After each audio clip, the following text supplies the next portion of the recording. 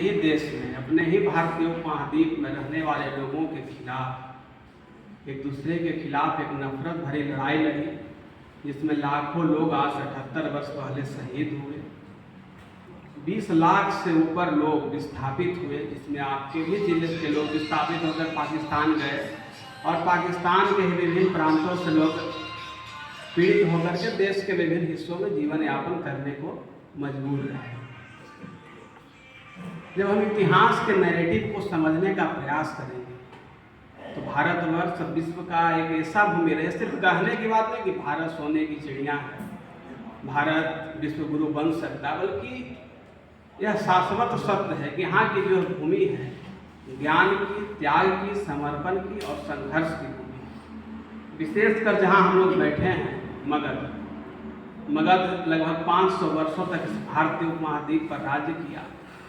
और एक लंबी लड़ाई लड़ी। ऐसा नहीं है कि जो आज से 300 वर्ष पहले भारत में जो लड़ाई चली जाति की या अंग्रेजों के खिलाफ या धार्मिक हो, यह लड़ाई उत्तर वैदिक काल से चल रही है। कभी ब्राह्मणों के खिलाफ, कभी आर्यों के खिलाफ, कभी सत्ता के खिलाफ, कभी वैष्णव धर्म के खिलाफ, कभी अब दक्षिण भारत का इतिहास देखेंगे तो वैष्णव और शैवों की लंबी लड़ाई रही और करोड़ों लोग मारे गए। उत्तर भारत के इतिहास को देखेंगे कश्मीर से लेकर बर्मा तक,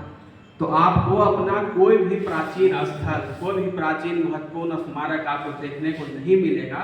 जिसका एकमात्र कारण क्या है कि मध्य एशिया से जो लुटेरे आते थे वह मार काट करते हुए सीधा बंगाल तक चले जाते थे और हमारा समाज विभिन्न समुदाय और प्रांतों में बटा हुआ था। गांव में एक कहावत है कि ज्यादा जोगी मठ उजाड़, मतलब ज्यादा जहाँ बुद्धिमत्ता है वहाँ लोग एकत्रित नहीं है वैचारिक रूप से, और सामान्य रूप से कम तार्किक समाज एकत्रित रहता है। तो 47 का जब हम देखते हैं तो इसकी नींव 1912 से अंग्रेजों ने देनी शुरू कर दी। 12 क्या, जब से भारत में भारतीय राष्ट्रीय कांग्रेस की स्थापना 1885 में हुई अंग्रेज ए हुम के द्वारा, और भारत का जो उदारवादी समाज था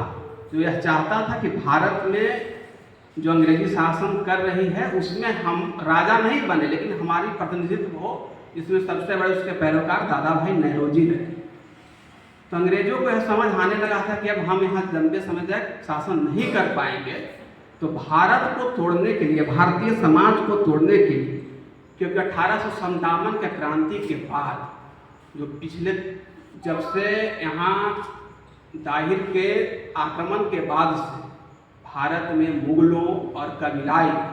जो समाज ने आक्रमण किया और यहाँ बड़े पैमाने पर जो धर्मांतरण हुआ, जैसे हमारे भाई जमशेद अशरफ जी बैठे हुए हैं, बूथ हमें अच्छा लगता है। तो ऐसा नहीं है कि आए हैं मक्का मदीना से या